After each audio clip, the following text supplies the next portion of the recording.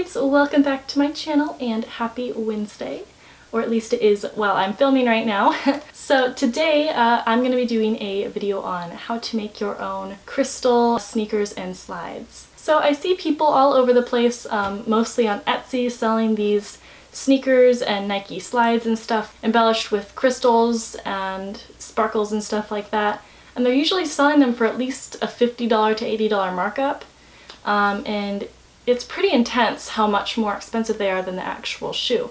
So I wanted to show you guys how you could do it at home for like maybe $7 instead of $50 more, because the rhinestones I'm going to be using today are $7 and they work amazingly. They have a bunch of different sizes.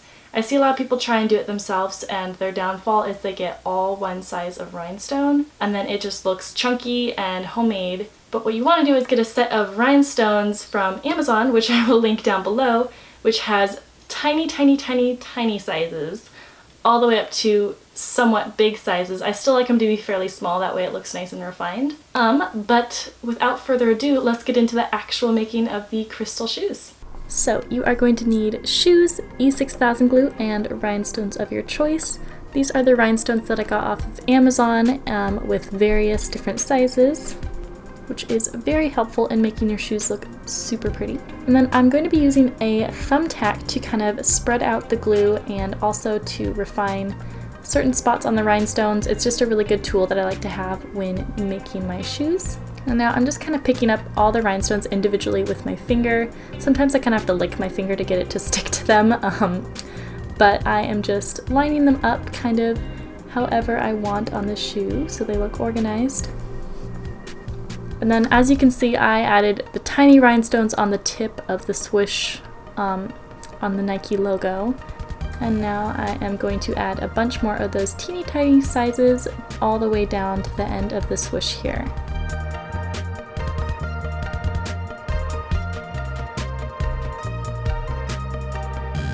And you can see quite how tiny those get.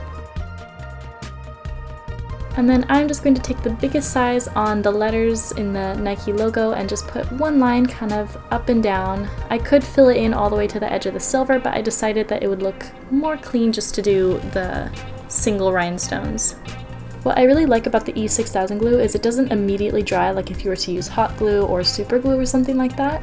It stays wet for just a little bit so you can move things around if needed. And then it is as simple as that. Once you have all your rhinestones glued on, just allow it to dry and they are ready to wear. So the next ones we are going to be bedazzling are these pink Adidas sneakers. And I'm going to be covering all the 3 stripes on the outside of the shoe in sparkles. So I used smaller rhinestones for this shoe because I was running low on the bigger ones. It ended up looking super pretty, but it is definitely more work the smaller you go with the rhinestones. I believe on this one I was using the 2.35 millimeter size as opposed to the 2.85. And then you can kind of see how I'm using the thumbtack on this one to just kind of adjust things once I lay them all down. And then here they are all finished and sparkly. These next ones I was so in love with. They're these Adidas Gazelle pink sneakers, and I used multicolor Aurora Borealis rhinestones on them, also mixed in with the crystal color ones because I was worried that I would run out, which I was right. I used pretty much all of my AB rhinestones that I got from Amazon on both of these shoes. But they were super cheap. I could have easily gotten more, but I just would have had to wait to get them in the mail. So on this one, I am going to be randomly putting the rhinestones on the shoe, whereas the other ones I was kind of doing more of a lineup where I was just going in a straight line with the rhinestones. But this one I have multiple sizes and colors, so I was just putting them on kind of as a cluster. In the Aurora Borealis rhinestones, I was using 2mm rhinestones, 3mm rhinestones, and 4mm. So I also decided to do the back of the sneakers around the Adidas trefoil, or however you say that. So I put like the teeny tiniest little rhinestones in the corners of the logo and just kind of went out from there and then worked my way around the logo with the same kind of cluster style that I was doing on the stripes. And you do kind of have to work quickly with this glue, especially if you put the glue in big spaces at once, because it will eventually dry out. So just working quickly when placing your rhinestones. And then here's a more up-close shot. I moved over to my desk to finish these up because my back was killing me because I do all these like with this whiteboard on the floor. So this is also a really good view up close to see how I lay out all the different sizes and just kind of randomly cluster them all together while covering the whole thing.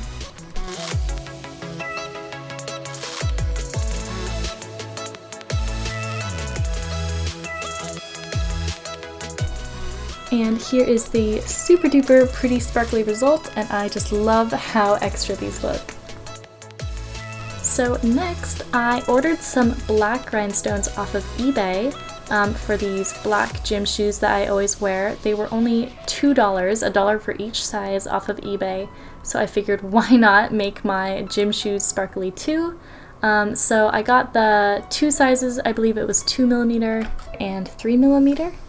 So I only got two size options whenever I like got to the thin ends of like the Nike swoosh and stuff, but luckily it didn't get quite as small as it did on the Nike slides, so the 2mm was plenty small.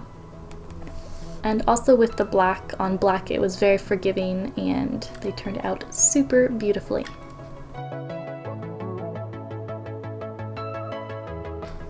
Alright, and last but not least are these white Nike Air Maxes. And they have this tiny little swoosh on the side, and I wanted to add all the crystals to make them stand out more. And I'm going to start with the biggest size from the crystal rhinestones, which I believe was 2.85mm. And then I'm just going to continue with that same method where I kind of create a line of rhinestones and then I just fill in any little gaps with the tiny rhinestones.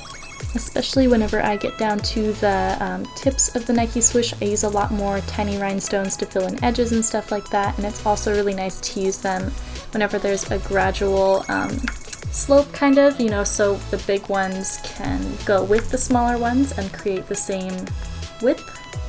Sorry, that's kind of confusing, but hopefully you know what I mean. And then I'm just going to do all the same stuff on the other side on the shoe. And then you have your very extra, super cute, crystal white Nike Air Maxes.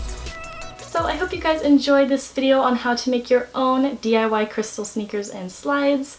My personal favorite transformation from my shoes were these Nike slides. I am so in love with the transformation of these. They are like so my favorite now. Like I used to love them, but now I love them, and it is so fun to cover my shoes with sparkles, and it's so cheap and easy, and I don't know, it just makes me really happy, and I hope it made you guys happy, and I'd love to see if you guys do try it.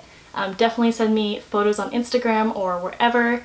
But anyway, if you guys enjoyed this video, make sure to give me a thumbs up and subscribe if you haven't already.